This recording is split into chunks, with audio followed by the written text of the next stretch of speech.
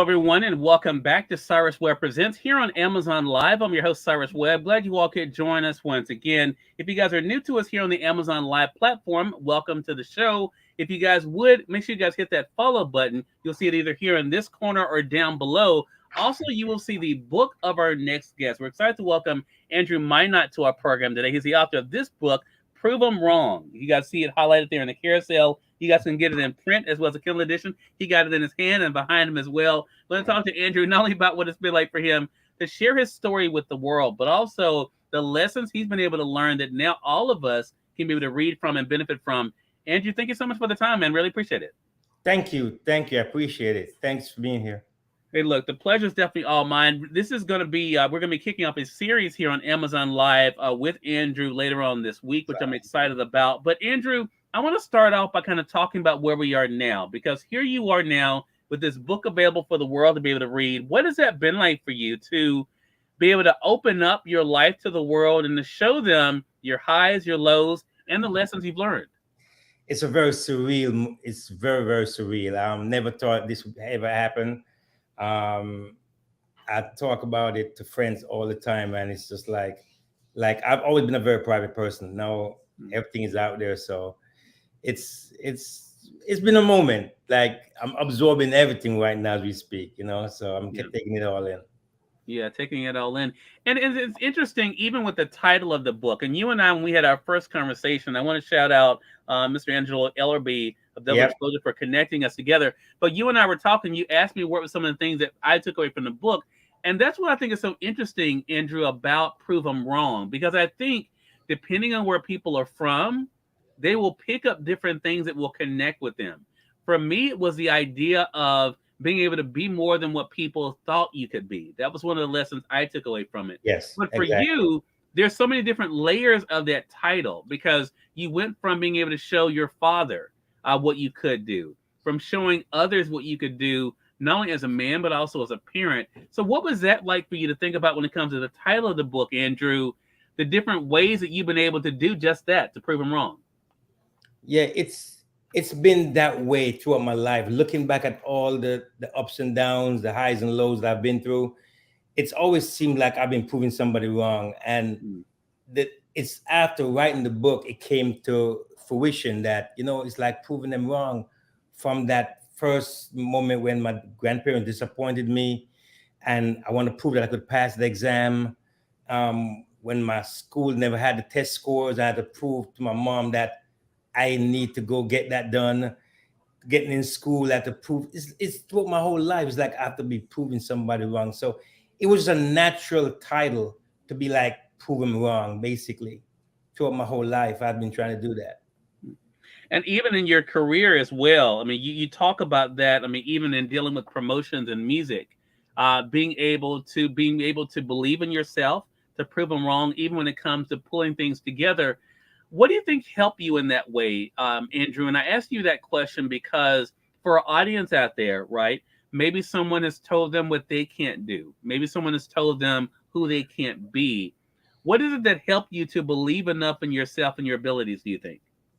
Yeah, I don't know. I guess it's human nature for people to tell you that you can't do something, because they always said, I saw a quote when they said, thank God for my haters, because they always push me to know what I should do and what they said I can't do. Yeah. But it's just people always seem to tell you that. From the very first concert I ever did, the people that would design my flyer, they look at me like, yo, you don't know what you're doing. You can't do this. And my partners even told me, I sort of said, they were talking mess about, he said, yo, he can't do this. He's not going to pull it off. And I don't know why, but throughout our life, we have to understand that people always doubt you. And that's what makes you have to push forward and keep going, because you never know. And it's not like people tend to fail. They just give up, so I choose not to give up. So I'm just going to basically prove everybody wrong who doubted me. Yeah. And I think that is a big thing. And you also have a tenacity that showed up throughout the book as well. And I want our audience really to think about this as we're talking about this book, because the thing is, Andrew and I have never met each other, but I feel like we could have been brothers, because, growing up, Andrew, My mom always told people don't underestimate Cyrus. You know, he may seem nice, but don't mess with him.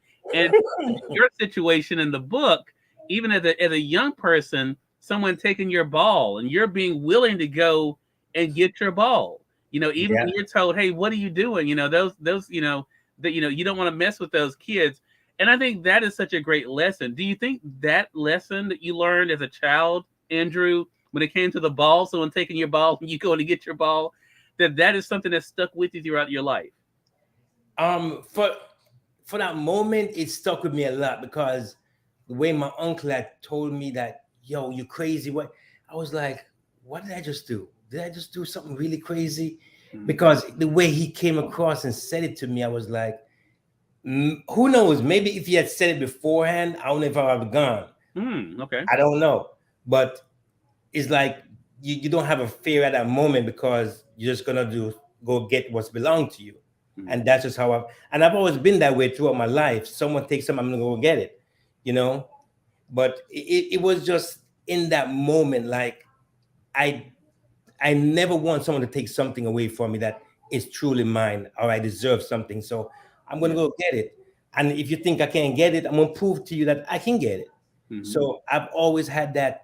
Like my grandmother always said, I'm fearless, and Hmm. probably that's one of the reasons why I turned out the way I did, because I just don't take no for an answer, and I always wanted like, give it to me now. Yeah. So that carried that throughout my life. Yeah. You're very honest in this book, Andrew. I have to say, even when it does not make you look the best, I'll say that. In one chapter of the book, I actually want to read this because in chapter 7 of the book, WTF, you you talk about a very low part in your life because of choices that were made. And you said this, and I want to actually read this and we talk about it because I think this is really interesting. For those who have the print edition of the book, it's found on page 66. Andrew writes this: counting the days was hard. The ways it played with my mind were some of the toughest days I ever endured. I didn't even know if I could handle writing this part. Sometimes I was so frustrated, tired, struggling, fighting to keep it together. If I flunked out, if I messed up this time in boot camp, which was grace, when I could have been in federal maximum prison, the next step was going to be even more brutal. I was probably dealing with depression too. I didn't want family to come and visit, but they were coming. My sister, my uncle, my girlfriend, and later my mom. I didn't want anyone to come. I definitely wasn't going to have my sons ever see me there. But really, I didn't want anyone to see me. But my family came. I want to talk about that because, I think, again, our audience, Andrew, can relate to this. Again, this book reaching them where they are. When you're in a situation where things are out of hand, out of your control, what was it like for you to reflect on that? Like you said, you weren't even sure if you wanted to write this part, but what was that like for you to reflect on? Wow. And to be honest, when I read that part again, I got very emotional. And I read it over. I try to read it so much that I get used to it. Yeah. But these are things I haven't spoken about until I wrote the book. So Hmm. this is like 2004, and this is the first time I actually talked in depth about this when I wrote the book. So it's like really fresh in my mind, even though it's so long ago.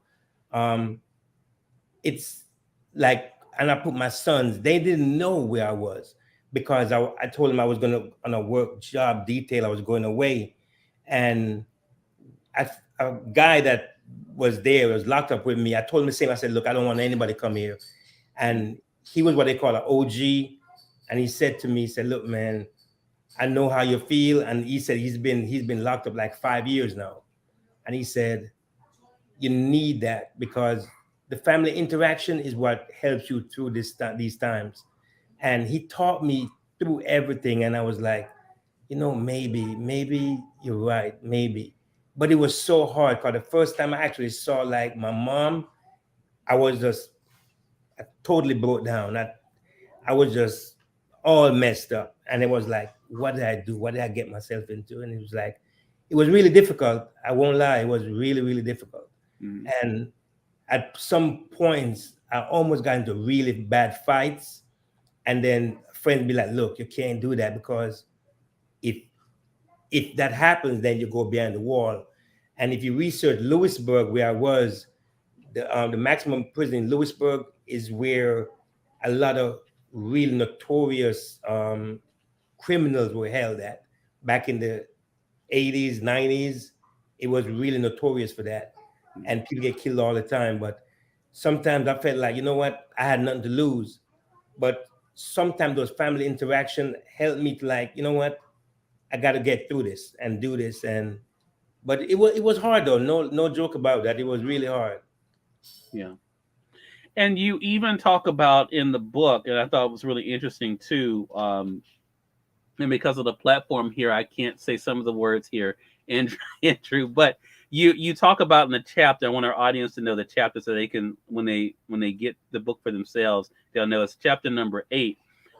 You talk about the struggle of young Andrew and senior Andrew. I want to talk about that because I think that's really interesting because I think for some people, that is some things are generational, right? And some things sometimes you hear sometimes, and you probably have heard this too, Andrew, and our audience I know probably has too. What advice would you give to your younger self, or what would you tell your younger self, right? What was it like for you to kind of think about the dealings of who you were and who you wanted to be? Who I was and who, wow. For one, I would tell my younger self not to trust people. Mm, Uh, Definitely not to trust people. mm, Um, Even though I've been through the military and everything else, I was still naive in the sense of I was raised to help people. Even to this day, I keep helping people. mm, And I take it for granted that, you know what, if someone gives me their word, I believe that. mm. Because if I give someone my word means everything. So if someone does the same thing, I expect the same thing in return.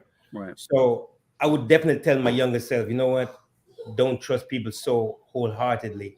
Mm, Make sure that you analyze different situations before you jump into it and understand that these things are have life consequences because I never understood these things. I was just like, I did a lot of things blindly, like blind faith, and just right. went about life about that.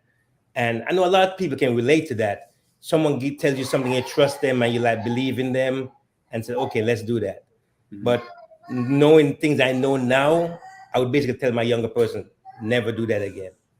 Yeah. You know? That what that seems like it's so interesting to hear you say that, Andrew. Let me tell you why I say that because that does not seem like that would be an easy thing for you to be able to say just from reading the book and getting to know you through the book.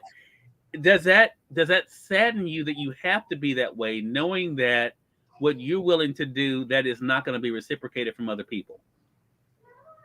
Um, People don't. As I go through life, I know people don't really reciprocate a lot, Mm, and anybody can relate to that. Like they said, people will take your kindness for weakness, yeah. but throughout life, people don't tend to reciprocate a lot. They You see them when they need something, and everybody says that all the time. Hmm. You only call when you need something, and I've seen it a lot. But I've always said, you know what? If I can change one person's life, it's fine with me. You know what? Everybody else say you're paid forward, and you know your blessings comes from God, and you leave that. You know you can't really trust mankind like that. You just have faith in yourself and do what you know is right and do the Mm, right thing. And basically throughout my life I've done that. And my grandparents, like, they raised me in from the beginning of the book. I talk about that. And my grandmother was always like that. She's always given throughout her life.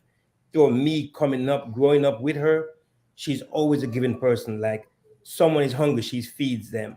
Someone needs something, she gives it to them. And I've always seen that, and I've always been that type of giving person to like give back.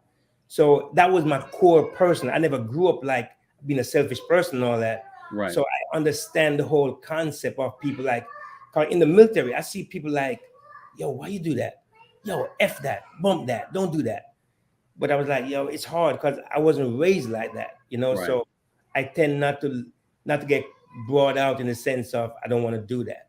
And Mm, that's just how I was brought up, you yeah. know. Yeah, and I think again that realization is so important. Andrew, the last thing I want to talk to you about is the relationship of fathers and sons in this book, because we get to know what your dynamic was like with your father. But what was it like for you to share your own dynamics with your son? It was very, I got very emotional, especially like when my sons were born, Mm, because I've always said, like I said in the book, I would never let my sons think of me the way I thought of my father. mm, And that was a real thing for me. It was deep, and it was very sincere, and I stood by that. No matter what it is, I always stand by that. yeah. And I always know that I had a non-existent relationship with my father, and to this day, my sons, except one, which is in the book also, um, we have great relationships. My sons can come to me about anything. Um, I still give them advice, even though when they were younger, they didn't take a certain advice. But Mm, now they like look at life and they're like, "Man, you were right." I said, "Of course I was right. I have no reason to lie to you about anything." But mm, just like in life, you go about, and they call us old heads, and yeah. they said, because in the book I talk about my uncle, I call my uncle an old head too when he never understood me, and I said, you know what? But so I can relate to even my sons, because they think that, like, I didn't grow up in video games. They say, you know what? You didn't want to have video games when you grew up. You had black and white TV. Okay, cool, but the core values were still there, and I get to understand that. You know what? I will always raise my sons the way I feel like they should be raised, and show love. Like, I never received that, but I always want to try to reciprocate that.